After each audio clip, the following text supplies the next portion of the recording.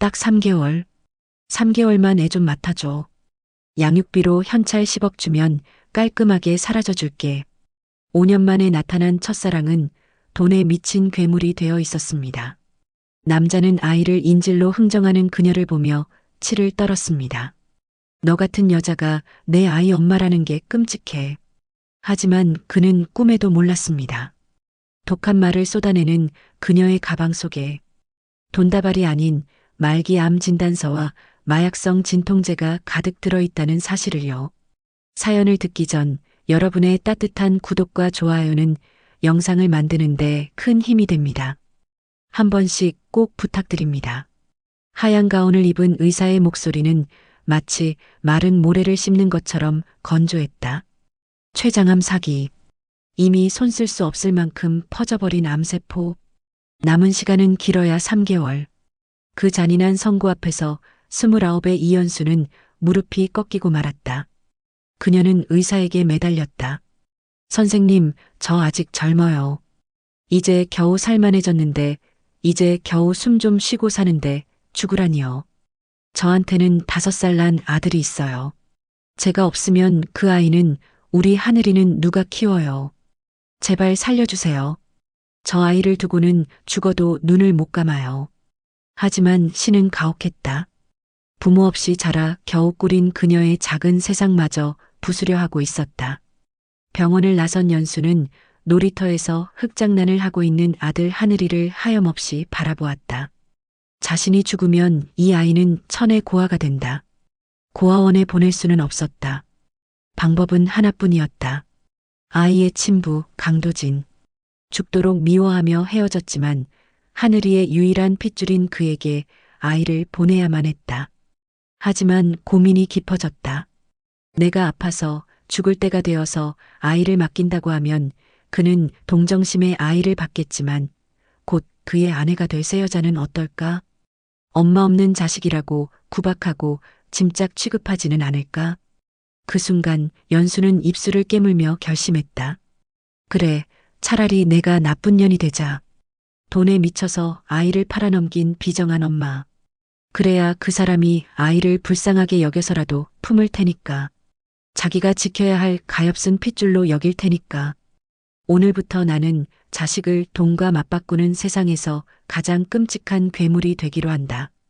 JK그룹의 후계자 강도진의 약혼식장은 화려했다.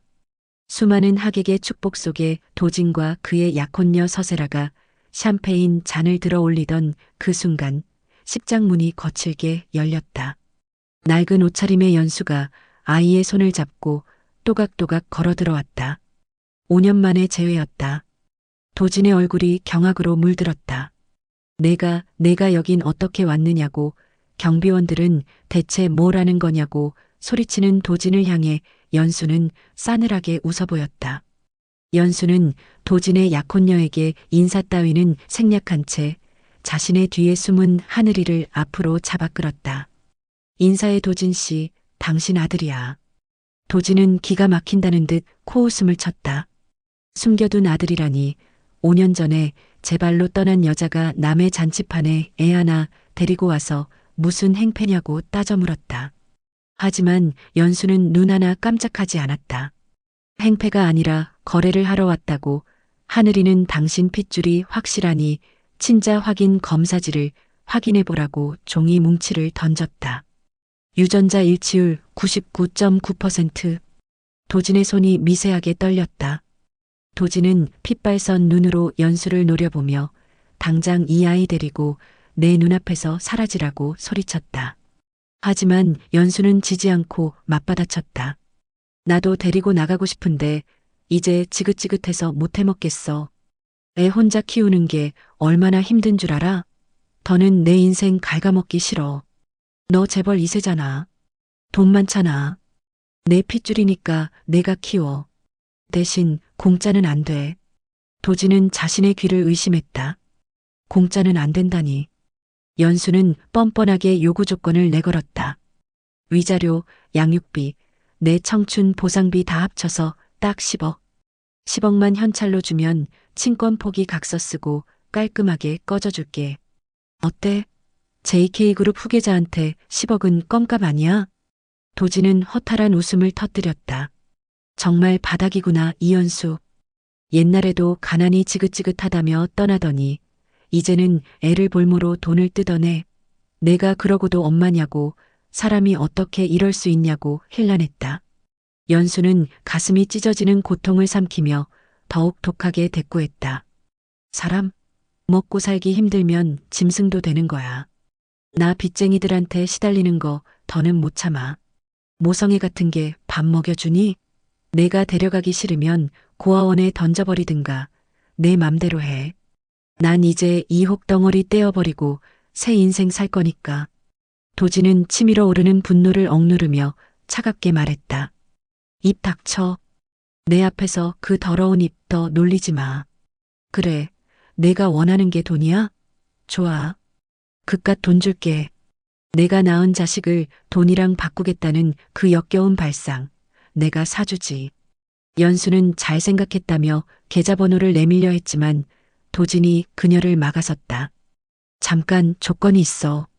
지금 당장 돈만 챙겨서 튀게 놔둘 순 없지. 이 아이 강하늘이라고 했나? 나를 한 번도 본 적 없는 애야. 갑자기 낯선 환경에 떨어지면 적응 못할 것 뻔해. 그러니까 3개월. 딱 3개월 동안 우리 집에서 입주 도우미로 살아. 연수의 눈동자가 흔들렸다. 입주 도우미. 도진은 비릿한 미소를 지으며 말을 이었다. 왜? 자존심 상해? 자식 팔아먹는 주제에 자존심은 남았나 보지? 아이가 나랑 이 집에 적응할 때까지만 밥 해주고 빨래하고 시중 들어. 엄마로서가 아니라 고용인으로서. 그 3개월이 지나고 아이가 안정을 찾으면 그때 10억 던져줄 테니까 돈 받고 내 눈앞에서 영원히 꺼져. 할 거야 말 거야? 연수는 잠시 침묵했다. 3개월. 의사가 그녀에게 선고한 남은 수명과 정확히 일치하는 시간이었다. 그녀는 속으로 피눈물을 흘리며 고개를 끄덕였다. 할게. 까짓 거 하지 뭐. 10억이라는데 식모살이 3개월을 못하겠어? 대신 약속 지켜. 3개월 뒤엔 현찰로 꽂아주는 거다. 도진은 비서에게 당장 이 여자의 짐을 챙겨서 별채 하녀 방에 쳐넣으라고 지시했다. 연수는 도진을 향해 돌아섰지만 그녀의 눈빛은 깊은 슬픔을 숨기고 있었다. 도진 씨 미안해. 정말 미안해. 날 경멸하는 그 눈빛, 심장이 찢어질 것 같아.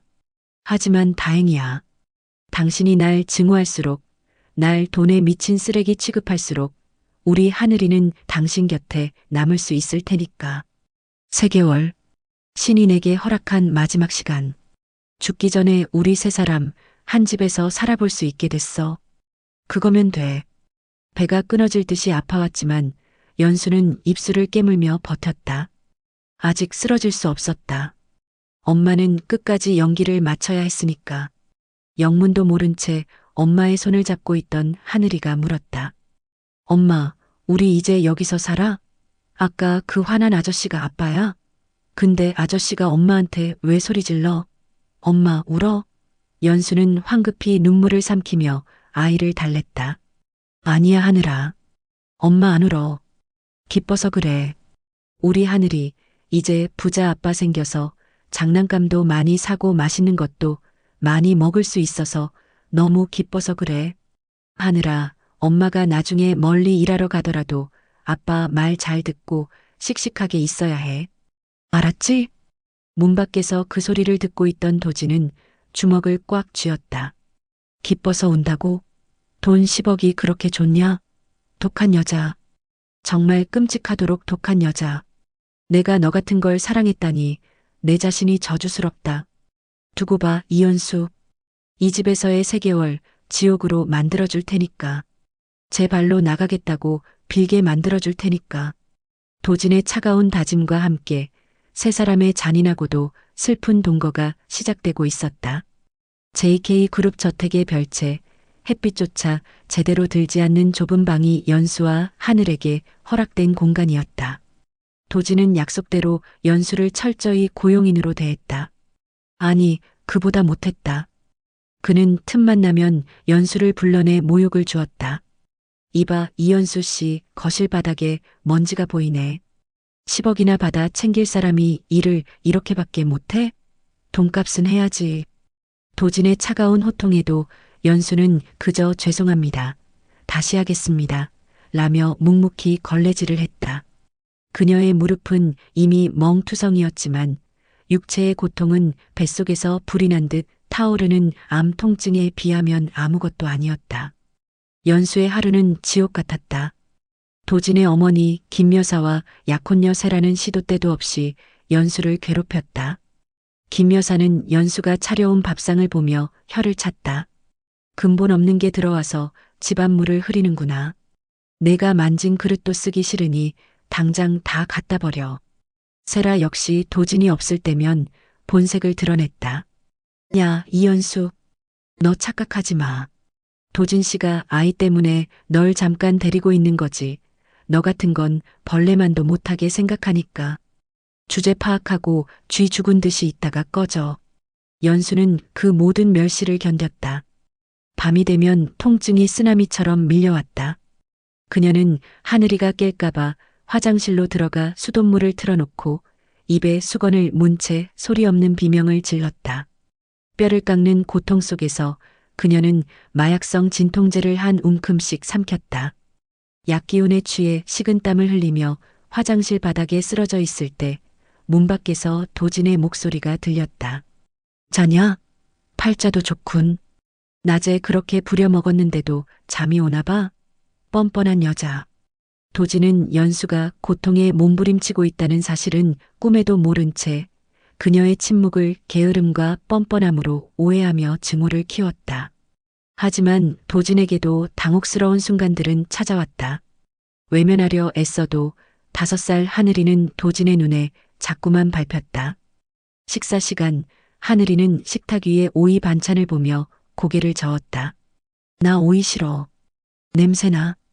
그 모습을 본 김 여사가 숟가락을 내려놓았다. 아니, 저게 누굴 닮아서 편식을 해? 주는 대로 먹어야지. 하지만 도진은 아무 말도 할 수 없었다. 자신 역시 오이 특유의 비릿한 향을 견디지 못해 입에도 대지 않았기 때문이었다. 그뿐만이 아니었다. 잠들 때 왼쪽 귀를 만지작거리는 버릇, 집중할 때 입술을 내미는 표정까지 아이는 소름 끼칠 정도로 도진을 닮아 있었다. 도진은 애써 부정했다. 아니야, 우연일 뿐이야. 저 여자가 낳은 아이야. 정주지 말자. 3개월 뒤면 내 인생에서 사라질 존재들이야. 그렇게 위태로운 동거가 한 달쯤 지났을 무렵 사건이 터지고 말았다. 도진이 회사에 출근하고 없는 오후 세라가 과일 바구니를 들고 거실에 앉아 있었다. 그녀는 청소를 하던 연수에게 껍질을 깎으라고 시키더니 소파 옆에서 장난감을 가지고 놀던 하늘이를 불렀다. 꼬마야, 이리 와봐. 너도 과일 먹을래? 이거 아주 비싼 복숭아란다. 너희 엄마는 돈 10억 챙길 생각에 정신 팔려서 이런 거 사줄 생각도 안 하지? 연수는 주방에서 설거지하느라 그 모습을 보지 못했다. 하늘이는 해맑게 웃으며 세라가 건넨 잘 익은 복숭아 조각을 받아 먹었다. 달콤한 과즙이 입안에 퍼지자 아이는 기분 좋게 오물거렸다. 하지만 평화는 오래가지 않았다. 몇 분 뒤 하늘이가 목을 긁으며 칭얼대기 시작했다. 엄마, 목이 간지러워. 숨이 안 쉬어져. 쌕쌕거리는 거친 숨소리가 거실을 메웠다. 그릇을 닦던 연수가 이상한 낌새를 채고 뛰쳐나왔다. 하늘아, 왜 그래? 아이의 얼굴은 순식간에 붉게 달아올랐고 입술은 파랗게 질려가고 있었다. 눈은 뒤집히고 호흡 곤란으로 가슴이 격하게 들썩였다. 바닥에는 먹다 남은 복숭아 조각이 굴러다니고 있었다. 연수의 얼굴이 사색이 되었다. 복숭아, 너 혹시 복숭아 먹었어? 세라는 당황한 기색이 역력했지만 팔짱을 낀 채 말했다. 아니, 비싼 과일 좀 나눠줬더니 왜 유세야? 애가 체했나 보네. 물이나 좀 먹여봐. 하지만 연수는 이성을 잃고 소리쳤다. 비켜. 이거 알레르기 쇼크야. 기도 막히면 죽는다고. 당신이 아이 죽일 뻔했어. 때마침 현관문이 열리고 도진이 들어왔다.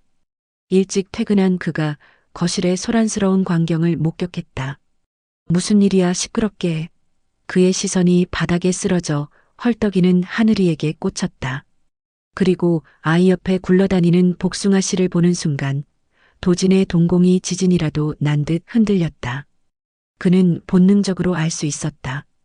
기도가 붓고 온몸에 두드러기가 올라오는 저 증상. 자신을 평생 괴롭혀온, 자칫하면 목숨을 잃을 수도 있는 치명적인 유전병. 복숭아 알레르기였다. 도진은 들고 있던 서류 가방을 내던지고 달려들었다. 비켜. 도진은 파랗게 질린 하늘이를 번쩍 안아 올렸다. 아이의 작은 몸이 불덩이처럼 뜨거웠고 숨소리는 끊어질 듯 위태로웠다. 도진은 공포에 질린 연수를 향해 소리쳤다. 뭐하고 있어? 당장 차 대기시켜. 응급실 가야 해. 도진은 미친 사람처럼 아이를 안고 밖으로 뛰기 시작했다. 품에 안긴 작은 생명이 쌕쌕거리며 도진의 옷자락을 꽉 움켜쥐었다.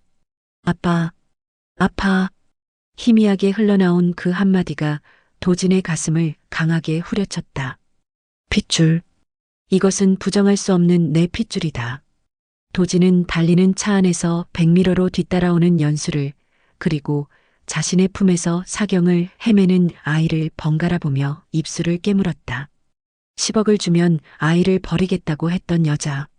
돈에 미친 줄만 알았던 그 여자가 아이가 쓰러지자 왜 내 목숨이 끊어지는 것처럼 비명을 질렀을까?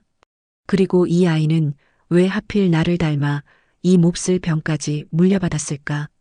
응급실로 향하는 도진의 차가 도로를 질주했다. 혼란과 공포, 그리고 알 수 없는 연민이 뒤섞인 채 지옥 같던 3개월의 동거는 예상치 못한 파국을 향해 치닫고 있었다. 응급실의 소란이 가라앉고 산소 마스크를 벗은 하늘이가 가늘게 눈을 떴다. 아이의 시야에 가장 먼저 들어온 사람은 땀범벅이 된 채 자신을 내려다보고 있는 도진이었다. 하늘이는 고사리 같은 손을 들어 도진의 옷깃을 잡았다. 아빠, 아빠 나 안 아파. 그 한마디가 도진의 세상을 멈추게 만들었다. 5년 동안 한 번도 들어보지 못한 단어 아빠. 도진은 얼어붙은 듯 서 있었다. 내가 날 어떻게 아빠라고 부르냐고, 누가 가르쳐줬냐고 묻고 싶었지만 목구멍이 뜨거워 말이 나오지 않았다. 병실 문 뒤에서 그 모습을 지켜보던 연수는 입을 틀어막고 소리 없는 눈물을 삼켰다. 다행이다. 정말 다행이다. 하늘이가 본능적으로 아빠를 알아봤다. 도진 씨, 당신 눈빛이 흔들리는 게 보여. 이제 됐어. 내가 없어도 당신은 하늘이를 밀어내지 못할 거야. 연수는 안도감과 동시에 가슴 한구석이 텅 비어버리는 상실감을 느꼈다. 이제 내 자리는 없다. 하늘이 옆은 이제 아빠인 당신이 지켜야 해. 퇴원 후 저택의 분위기는 미묘하게 달라졌다.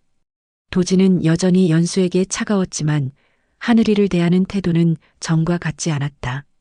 몰래 아이의 방을 들여다보거나 비서를 시켜 아이가 좋아하는 장난감을 사다 나르기 시작했다. 그 변화를 가장 예민하게 감지한 사람은 약혼녀 세라와 도진의 어머니 김 여사였다. 위기감을 느낀 두 여자는 연수를 쫓아낼 계획을 세웠다.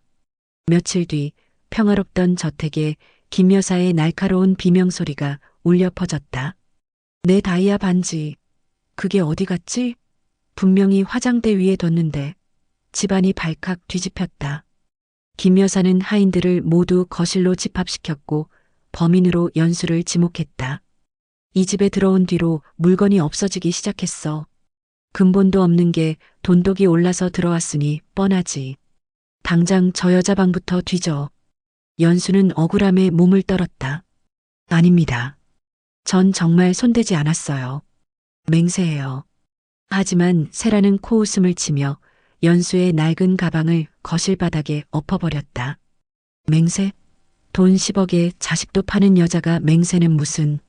자 봐요. 가방 안에서 쏟아져 나온 잡동사니들 사이로 반짝이는 다이아 반지가 굴러나왔다. 세라가 미리 몰래 넣어둔 것이었다. 퇴근 후 현관에 들어서던 도진이 그 광경을 목격했다. 바닥에 굴러다니는 반지, 그리고 창백하게 질려 서 있는 연수. 도진의 눈빛이 싸늘하게 식었다. 실망을 넘어선 경멸이었다. 도진이 연수에게 다가갔다. 할 말이 있으면 해봐. 이게 왜 내 가방에서 나왔는지. 연수는 고개를 저었다. 도진 씨, 아니야. 나 아니야. 내가 아무리 돈이 필요해도 도둑질은 안 해. 믿어줘. 하지만 도진은 연수의 말을 자르듯이 끊어버렸다. 믿어? 너 같은 여자를 어떻게 믿지? 10억으로도 모자랐어? 이 집에서 먹여주고 재워주니까 아주 눈에 뵈는 게 없나 보지? 도진 씨, 제발. 연수가 다급하게 도진의 팔을 잡았지만 도진은 혐오스럽다는 듯 그녀를 거칠게 뿌리쳤다. 몸에 손대지 마. 소름 끼치니까. 너란 여자는 정말 바닥이구나.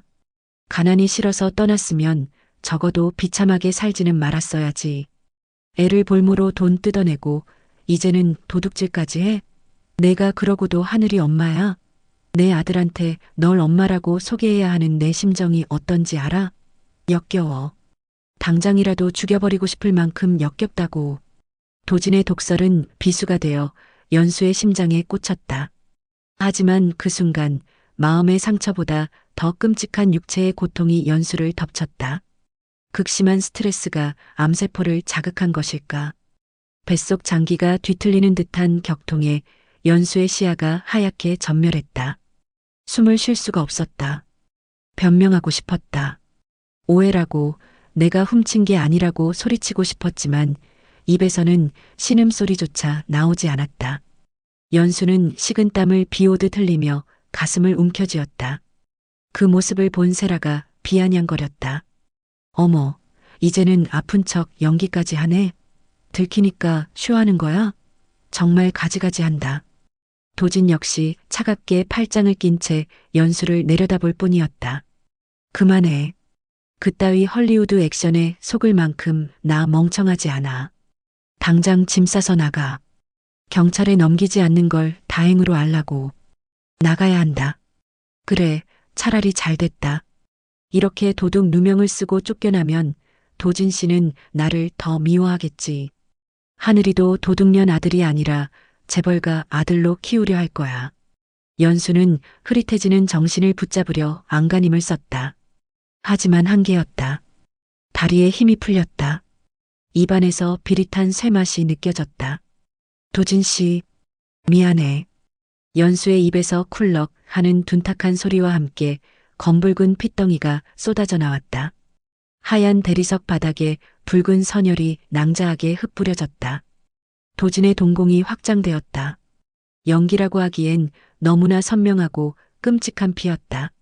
연수의 몸이 깃털처럼 힘없이 바닥으로 무너져 내렸다. 이연수, 도진이 비명을 지르며 쓰러지는 연수를 받아 안았다. 그녀의 몸은 충격적일 정도로 앙상했다. 불덩이 같은 열기가 도진의 손에 전해졌다. 야, 이연수, 정신 차려. 눈 떠.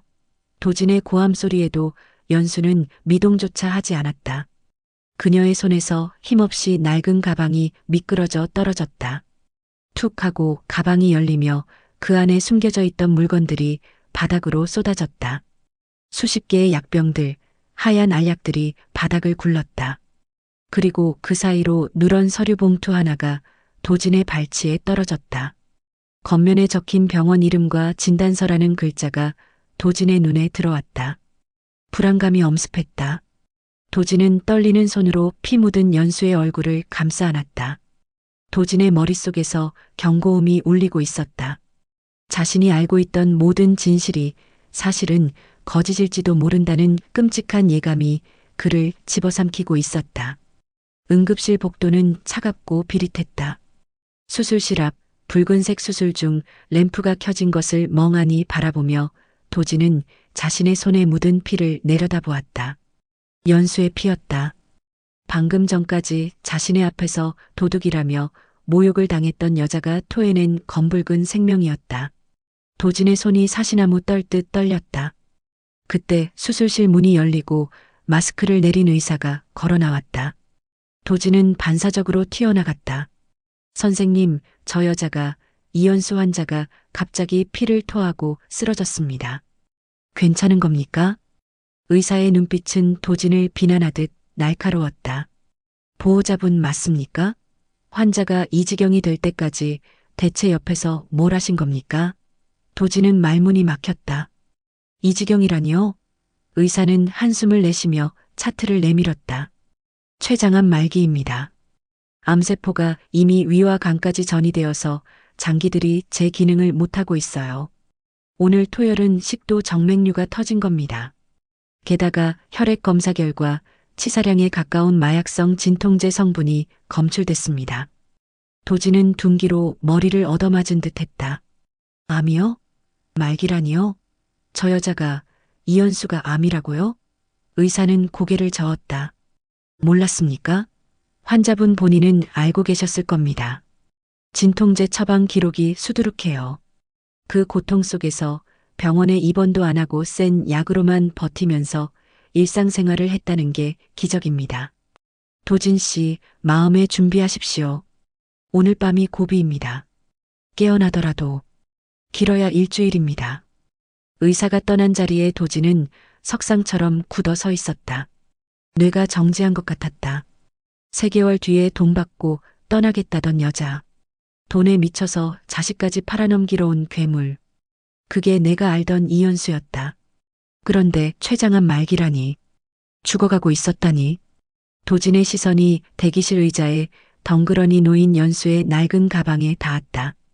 아까 집에서 쏟아졌던 그 가방이었다.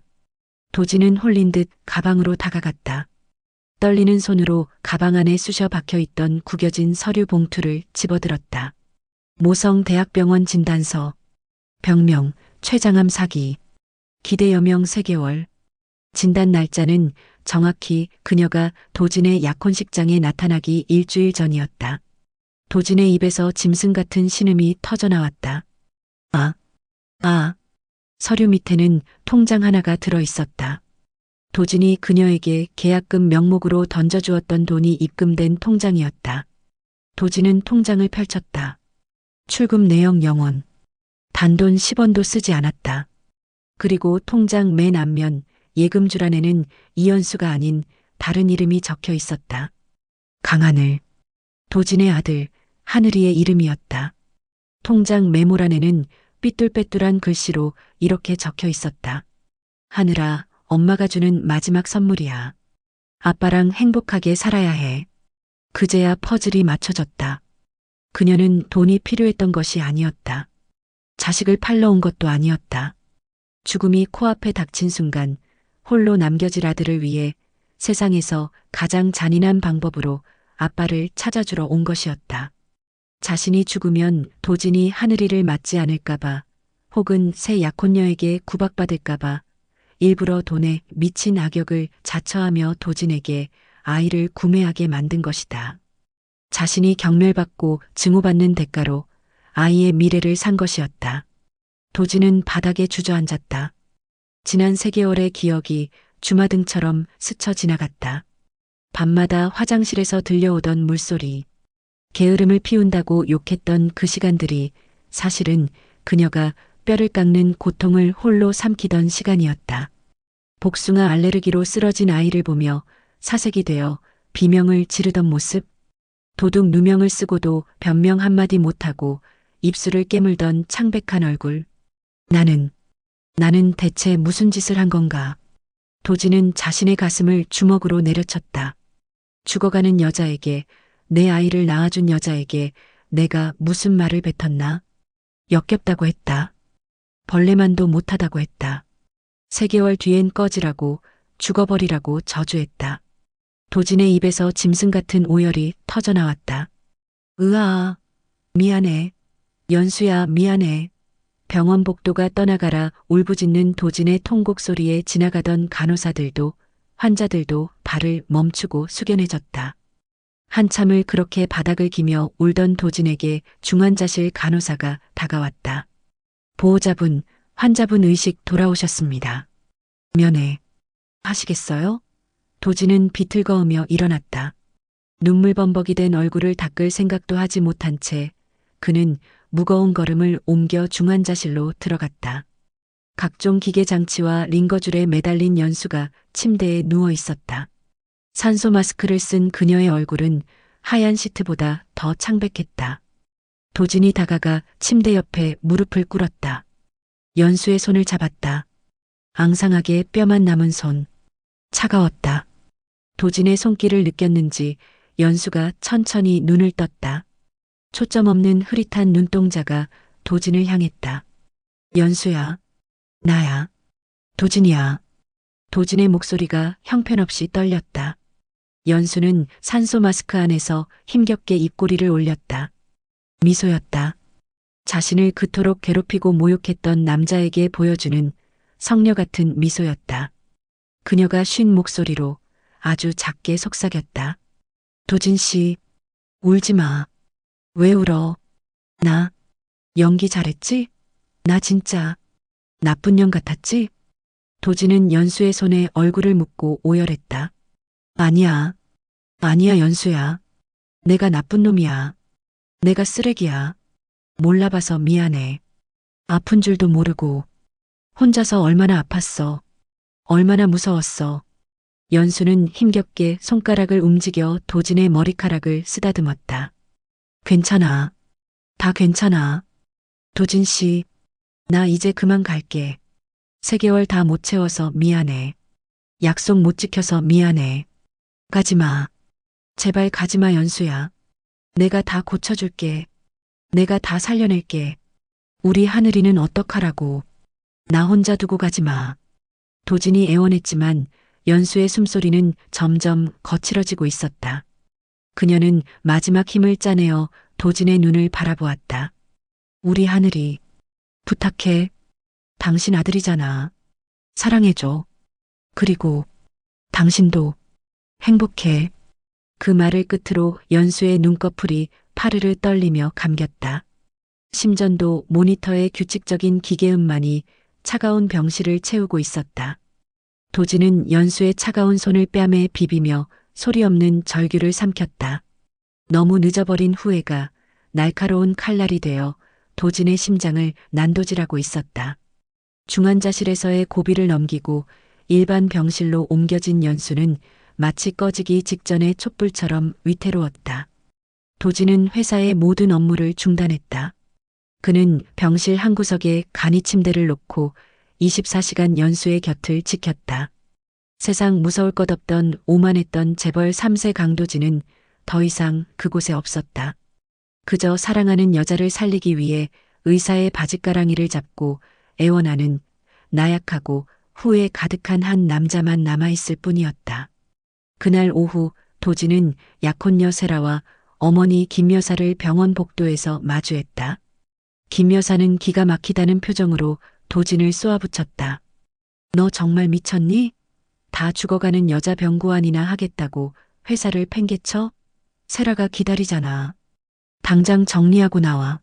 세라 역시 팔짱을 낀 채 싸늘하게 말했다. 도진 씨, 동정심인 건 알겠는데 적당히 해. 저 여자 죽으면 아이는 시설로 보내면 되잖아. 왜 당신이 책임을 져? 도진은 그들의 말을 듣고 천천히 고개를 들었다. 그의 눈은 며칠 밤을 새운 탓에 붉게 충혈되어 있었지만 눈빛만은 서늘하게 빛났다. 파혼해. 서세라, 너랑 결혼 안 해. 그리고 어머니, 다시는 이 병원에 오지 마세요. 만약 연수 앞에 나타나서 한마디라도 더 상처 주시면 저 어머니 아들 안 합니다. 회사고 후계자고 다 필요 없어요. 저 여자 내 아내입니다. 내가 지켜야 할 사람이라고요. 도진은 뒤도 돌아보지 않고 병실로 들어갔다. 등 뒤에서 김 여사의 비명 섞인 고함이 들려왔지만 도진의 귀에는 아무것도 들리지 않았다. 병실 안은 고요했다. 연수는 창백한 얼굴로 창밖을 바라보고 있었다. 도진은 물수건을 가져와 연수의 손과 발을 정성스럽게 닦아주었다. 5년 전 가난해서 미안하다며 거친 손을 숨기던 연수였다. 이제는 병마와 싸우느라 앙상하게 말라버린 그 손을 도진은 자신의 뺨에 비비며 속삭였다. 연수야, 오늘은 날씨가 참 좋아. 벚꽃이 폈대. 우리 조금만 더 기운 차려서 꽃 구경 가자. 응? 내가 세상에서 제일 좋은 약 다 구해올게. 넌 살기만 해. 연수는 힘겹게 고개를 저으며 미소 지었다. 아니야, 도진 씨. 나 이제 약 안 먹어도 돼. 안 아파. 당신이 옆에 있어서 하나도 안 아파. 도진 씨, 나 소원 하나만 들어줄래? 도진이 급하게 고개를 끄덕였다. 말만 해. 뭐든지 다 들어줄게. 연수의 시선이 침대 옆 탁자에 놓인 셋이서 함께 찍은 사진이 하나도 없는 텅 빈 액자에 머물렀다. 나 가족 사진 찍고 싶어. 하늘이랑 당신이랑 나랑 셋이서. 그리고 하늘이한테 엄마 아빠 결혼하는 모습 보여주고 싶어. 다음 날 병원 내 작은 예배당에서 기적 같은 결혼식이 열렸다. 하객은 아무도 없었다. 오직 주례를 맡은 목사님과 턱시도를 입은 5살 하늘이뿐이었다. 도지는 휠체어에 앉은 연수에게 하얀 면사포를 씌워주었다. 웨딩드레스를 입은 연수는 눈이 부시게 아름다웠지만 금방이라도 부서질 듯 연약해 보였다. 하늘이가 꽃바구니를 들고 휠체어를 밀며 들어왔다. 엄마, 오늘 공주님 같아. 아빠도 왕자님 같고. 아이의 천진난만한 목소리가 텅 빈 예배당을 채웠다. 도지는 연수의 앞에 무릎을 꿇고 반지를 끼워주었다. 손이 덜덜 떨렸다. 나 강도진은 당신 이연수를 아내로 맞아 영원히 사랑하겠습니다. 늦게 와서 미안해. 혼자 아프게 해서 미안해. 다음 생이 있다면 그때는 내가 먼저 당신 찾아갈게. 절대 놓지 않을게. 연수의 눈에서 투명한 눈물이 주르륵 흘러내렸다. 나도 사랑해 도진 씨. 고마워. 나한테 가족을 만들어줘서. 우리 하늘이 아빠가 되어줘서. 세 사람은 서로를 부둥켜 안고 사진을 찍었다. 셔터 소리와 함께 그들의 가장 행복하고 슬픈 순간이 영원히 박제되었다. 사진 속에서 연수는 그 누구보다 환하게 웃고 있었다. 마치 자신의 모든 생명력을 그 한순간의 미소에 쏟아부은 것처럼. 며칠 뒤 따뜻한 봄 햇살이 내리쬐는 오후였다. 연수는 답답하다며 바람을 쐬고 싶다고 했다. 도지는 연수를 휠체어에 태우고 병원 정원으로 나갔다. 벚꽃잎이 눈처럼 흩날리는 벤치에 앉아 두 사람은 잔디밭에서 뛰어노는 하늘이를 바라보았다. 아빠, 엄마, 나 봐라. 하늘이가 민들레 홀씨를 불며 까르르 웃었다. 연수가 도진의 어깨에 머리를 기댔다. 도진 씨, 나 너무 행복해. 도진은 연수의 어깨를 감싸 안으며 대답했다. 나도 행복해 연수야. 우리 내일은 하늘이랑 동물원 갈까? 당신 좋아하던 솜사탕도 사 먹고. 연수는 대답 대신 옅은 미소를 지으며 눈을 감았다. 따뜻하다. 도진 씨 품이 너무 따뜻해서 자꾸 잠이 오네. 도진의 심장이 덜컥 내려앉았다. 불안감이 엄습했지만 그는 애써 목소리의 떨림을 감추며 말했다. 그래. 한숨 자. 내가 옆에 있을게. 연수의 목소리가 점점 작아져 바람에 흩어지듯 들려왔다. 도진 씨, 우리 하늘이. 알지? 그리고 당신도. 밥 잘 챙겨 먹고. 울지 말고. 응, 알았어. 약속할게. 그러니까 조금만 자고 일어나. 알았지? 도진의 눈에서 뜨거운 눈물이 뚝뚝 떨어져 연수의 손등을 적셨다. 하지만 연수는 더 이상 대답하지 않았다. 잡고 있던 연수의 손에서 스르르 힘이 빠져나갔다. 그녀의 고개가 도진의 가슴 쪽으로 힘없이 떨구어졌다. 정원에는 여전히 하늘이의 웃음소리가 울려 퍼지고 있었고 봄바람은 무심하게도 벚꽃잎을 연수의 머리 위로 떨구었다. 도진은 숨을 멈춘 연수를 품에 꽉 끌어안았다. 소리내어 울면 하늘이가 놀라 뛰어올까봐 그는 입술을 피가 나도록 깨물며 짐승 같은 오열을 삼켰다. 3개월. 그녀가 자신에게 허락한 거짓말 같은 시간은 야속하게도 봄날의 벚꽃처럼 너무나 빨리 져버리고 말았다. 도진은 식어가는 아내의 체온을 느끼며 세상이 무너지는 소리를 듣고 있었다. 연수를 떠나보내는 장례식장은 눈물바다였다. 하지만 그 슬픔의 한가운데 서 있는 상주, 도진은 울지 않았다. 그가 무너지면 아직 죽음이 무엇인지도 모르는 어린 하늘이가 겁을 먹을까봐 도진은 입술을 깨물며 버티고 있었다. 검은 양복을 입은 하늘이가 도진의 바짓단을 잡아당기며 물었다. 아빠, 엄마는 왜 저 상자 안에 들어가 있어? 언제 나와? 답답할 텐데. 아이의 천진난만한 물음에 조문객들은 고개를 돌려 눈물을 훔쳤다. 도진은 무릎을 꿇고 아이의 눈을 맞췄다.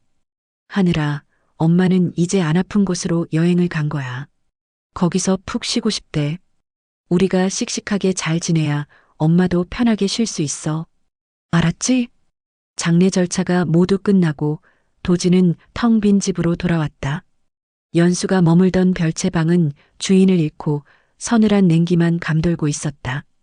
도진은 하늘이를 재운 뒤 연수의 유품을 정리하기 시작했다. 옷가지 몇 벌과 낡은 화장품, 그리고 닳고 다른 가방 하나가 전부였다. 도진은 그 가방을 열었다. 그 안에는 그녀가 생전에 틈틈이 준비해 둔 것으로 보이는 두툼한 상자가 하나 들어 있었다. 떨리는 손으로 상자를 열자 수십 개의 편지 봉투가 쏟아져 나왔다. 도진의 눈이 커졌다. 편지 봉투 겉면에는 하나하나 날짜와 제목이 적혀 있었다. 우리 하늘이 초등학교 입학하는 날, 하늘이 첫사랑한테 차인 날, 하늘이 수능 보는 날, 우리 아들 군대 가는 날, 사랑하는 아들이 결혼하는 날. 그리고 맨 밑에는 내 사랑 도진 씨가 힘들 때 읽는 편지가 놓여 있었다. 연수는 알고 있었다. 자신이 떠난 후 아이가 성장하며 겪을 모든 순간에 함께 해줄 수 없음을. 그래서 뼈가 녹아내리는 고통 속에서도 밤을 새워가며 10년, 20년 뒤의 미래를 위해 편지를 써내려간 것이었다. 도진은 도진 씨에게라고 적힌 편지를 뜯었다. 연수의 글씨는 통증 때문에 삐뚤빼뚤했지만 그 안에 담긴 마음은 그 무엇보다 단단했다. 도진 씨, 이 편지를 읽고 있다면 나는 이미 세상에 없겠네. 미안해. 집만 잔뜩 남겨두고 가서 당신한테 10억 달라고 돈에 미친 여자라고 소리 질렀던 날. 나 사실 많이 떨었어. 당신이 나를 경멸하는 눈빛을 볼 때마다 심장이 찢어지는 것 같았어. 하지만 그래야만 했어. 그래야 당신이 나를 미련 없이 떼어내고 우리 하늘이만 봐줄 것 같았거든. 도진 씨, 하늘이 잘 부탁해. 당신을 닮아서 복숭아 알레르기 있는 거 알지? 그리고 잠잘 때 귀 만져줘야 자는 것도 당신이랑 똑같아. 당신은 좋은 아빠가 될 거야. 나를 사랑해줬던 것처럼 우리 하늘이 사랑해줄 거지? 고마워. 그리고 사랑해. 영원히. 도진은 편지를 가슴에 품고 방바닥을 구르며 오열했다. 바보 같은 여자. 미련한 여자. 이렇게 세심하게 준비해놓고 정작 자기는 10원 한 장 안 쓰고 가버린 바보 같은 사람. 도진의 통곡 소리가 밤새도록 저택을 울렸다. 그것은 떠난 이에 대한 그리움이자 남겨진 자가 짊어져야 할 사랑의 무게를 확인하는 의식이었다. 계절이 4번 바뀌고 다시 봄이 찾아왔다. 벚꽃이 만개한 납골당 앞, 멀끔한 정장 차림의 도진과 훌쩍 자란 6살 하늘이가 서 있었다. 하늘이의 손에는 연수가 좋아했던 프리지어 꽃다발이 들려 있었다. 하늘이가 까치발을 들고 유골함 앞에 꽃을 놓았다. 엄마, 나왔어. 나 이제 유치원 제일 형님 반이야. 밥도 잘 먹고 아빠 말도 잘 들어. 엄마 보고 싶어? 도진은 하늘이의 머리를 쓰다듬으며 연수의 사진을 바라보았다. 사진 속 연수는 여전히 29의 앳된 얼굴로 환하게 웃고 있었다. 도진이 나직하게 입을 열었다. 연수야, 잘 지냈어? 우린 잘 지내. 하늘이 녀석, 요즘 태권도 배운다고 난리야. 당신 닮아서 고집이 얼마나 센지 몰라. 도진은 잠시 말을 멈추고 숨을 골랐다. 1년 전 돈 10억에 아이를 팔겠다며 나타났던 그녀의 모습이 떠올랐다. 그때 그 악역이 사실은 생의 마지막 불꽃을 태워 만든 가장 위대한 연극이었음을 이제는 안다. 도진은 유리창 너머 연수의 사진에 손을 대고 속삭였다. 걱정 마. 당신이 남겨준 숙제 내가 아주 잘 해낼 테니까. 하늘이 세상에서 제일 행복한 아이로 키울게. 그리고 나중에, 아주 먼 나중에 다시 만나면 그때는 칭찬해줘야 해. 알았지? 바람이 불어와 벚꽃잎들이 비처럼 쏟아져 내렸다. 마치 연수가 대답이라도 하듯 꽃잎 하나가 하늘이의 코끝에 살포시 내려앉았다. 아빠, 엄마가 나한테 뽀뽀했어. 하늘이가 까르르 웃으며 도진을 올려다보았다. 도진도 그제야 환하게 웃었다. 그래, 엄마가 우리 하늘이 예쁘다고 뽀뽀해줬나 보다. 도진은 하늘이를 번쩍 안아 올려 목마를 태웠다. 자, 이제 갈까? 엄마한테 인사해. 엄마, 또 올게요. 안녕. 하늘이가 손을 흔들었다. 도진은 아이를 태운 채 벚꽃길을 걸어 내려갔다. 두 사람의 그림자가 길게 늘어졌다. 그 그림자 곁에는 보이지 않지만 분명히 따스한 온기로 그들을 감싸고 있는 또 하나의 그림자가 함께 걷고 있었다. 비록 몸은 떠났지만 그녀가 남긴 사랑은 결코 시한부가 아니었다. 죽음조차 갈라놓지 못한 그들의 사랑은 남겨진 두 남자의 삶 속에서 영원히 숨쉬고 있었다.